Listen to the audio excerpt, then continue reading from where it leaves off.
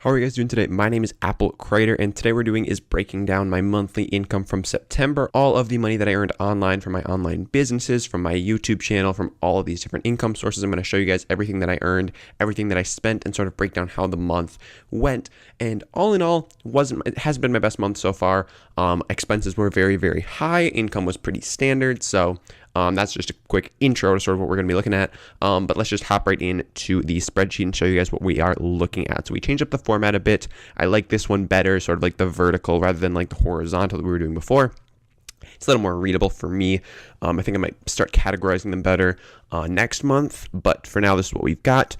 So going through these items, first one, just some Instagram posts that somebody bought from me that I made for them, some coaching. So I've been doing a lot of Instagram and sort of social media management slash digital media agency coaching lately.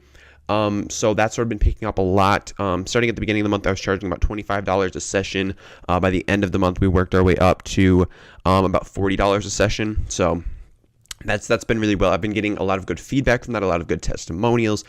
So I'm really pleased with how that's turning out. I was sort of hesitant to do it at first, just because I felt sort of hesitant about starting off with coaching, but it's been going really well so far. So I'm definitely going to stick with it. And if you guys want more information about that, feel free to shoot me a DM or shoot me an email or whatever. So we've got the coaching. We've got one of our first clients here. This is a client that we've had since the beginning. It's just $40 a week. So you'll see that 4 times. R is another client that we have started off at the beginning of the month at $300 a week, but by the end of the month we were up to $400 a week, and that's because we were just adding on additional projects and such. So as you can see, this is definitely our biggest client right now. R is at $400 a week now, which is a significant portion of the total income. Next on here, we've got a shout out. So I sold a shout out on one of my bigger pages, got $25 for that.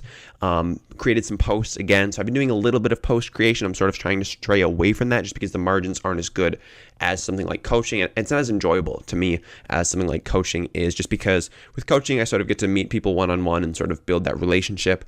With creating posts for people, it's sort of, I'm not that great of a graphic designer. I mean, I made all the posts for successful founders myself, which I think those turned out pretty well, but they took me a while. So I don't think my time is best spent doing posts. I don't think I'm going to keep doing these going forward.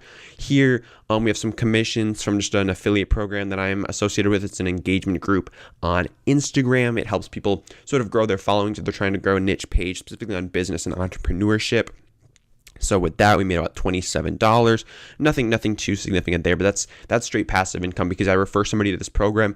Every month they stay in it, I get a cut of what they're paying every single month. So that'll be consistent. So far with this program, I've made, I think, somewhere in the realm of $300 to $400, but I haven't withdrawn it from the actual program yet. So I'm just taking out a little at a time, just because there's some complications behind it. So for now, we're just taking out a little bit of money at a time. Again, here we have the second week from M, $40. Here, R went up to $320. So we sort of eased our way up. We got to $400 by the end. Again, M with $40.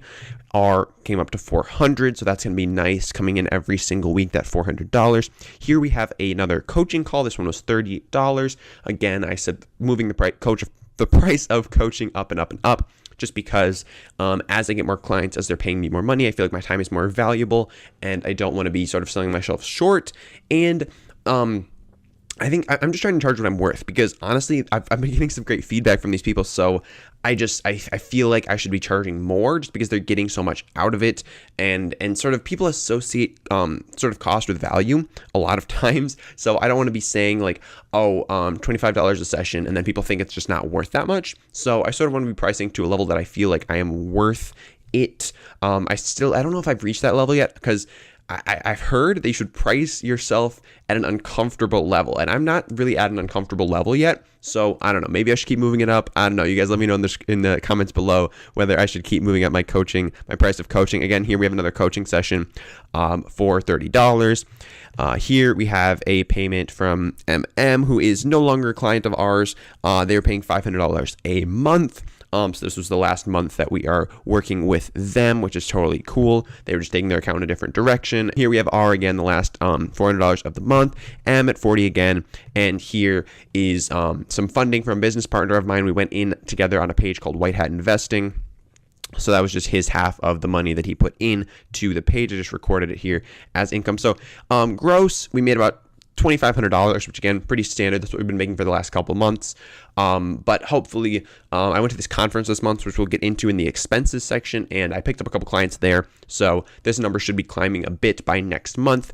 But let's just get into the expenses. So first expense, this account, White Hat Investing. Like I said, this is the first sort of batch of posts that we bought. I think this was about 50 posts, and we're going to get... Actually, no, this was more like 100 posts, and we're going to get 300 posts. So this is like a third of what we're going to get. Again, here is the payment for that group that I'm in, so about $28. So I took out that 27 to sort of balance out the 28. But that's what we're paying every single month to be a part of that group. And then so far, just from the affiliate commissions, we've made about $400.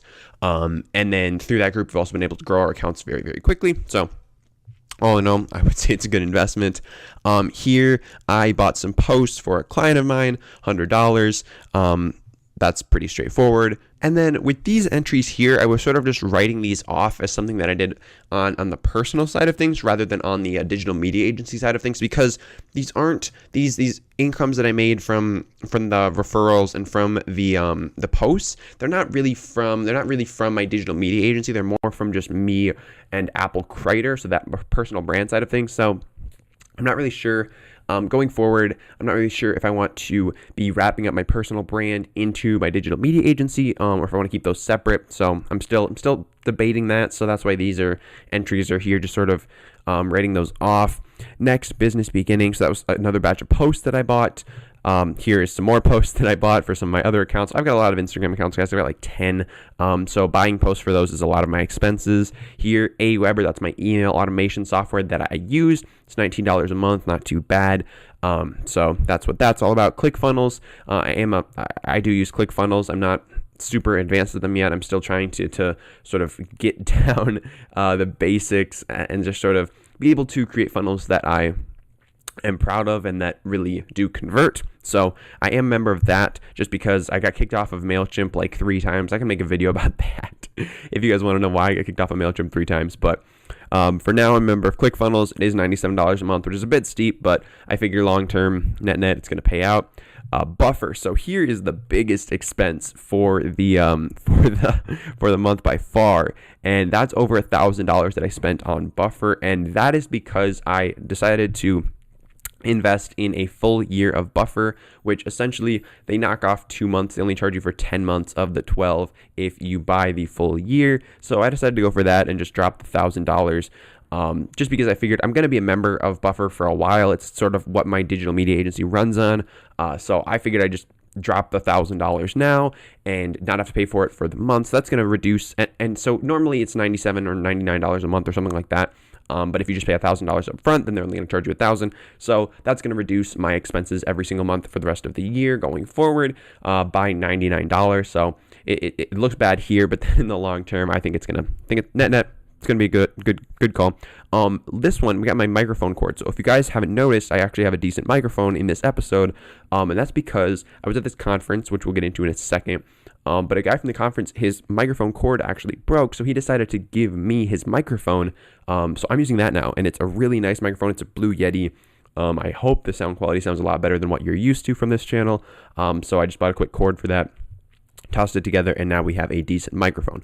Also, video quality might be looking a little bit better right now. That's because I got a decent looking webcam. It shoots in 1080p, which my computer definitely doesn't. So we've got that going on now. So that's going to look a little bit better for these videos going forward. And now Fincon. So I went to a conference this last week in Orlando. It's called Fincon. It's sort of about people who are creating financially related content, whether that be YouTube, podcasts, blogs, whatever. And in total, that conference cost me about $450. I have that broken down over here. So I had to bus to the airport. All right, so that $110 is just for my Airbnb. And I found an Airbnb for like $14, which was sort of a sketchy situation. It was like in a hotel room, but there were like 8 bunk beds in there. I don't know. It was some weird stuff going on. But it was $14 a night. So in my opinion, it was worth it. Next, found a pretty cheap flight for $150 from Milwaukee to Orlando. So that was fine. I made some audits for people. So for some of the speakers, I made Instagram audits. So I sort of broke down what they were doing well and what they weren't doing well about their Instagram account.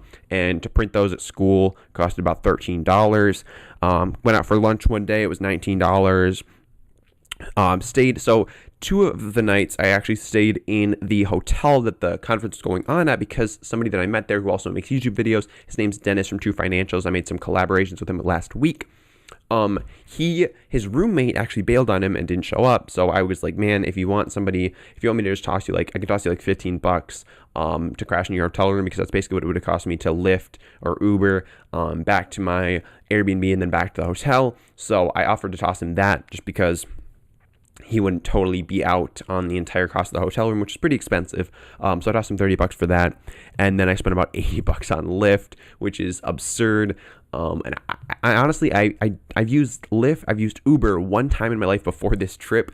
So actually using this here, it just made me realize how convenient it was. And I'm kind of worried that I'm going to overuse that, but for now I've got my bike here in town, so I don't really plan on doing that too much. So between Fincon and Buffer, that's actually $1,500 in expenses right there. So you can tell it wasn't particularly a frugal month for the business. So net, we're not going to be making that much money this month, just because that upfront cost of Buffer and then Fincon, which I've already got one client under contract from Fincon, but hopefully we can lock down a couple more clients from that so that it can sort of pay for itself.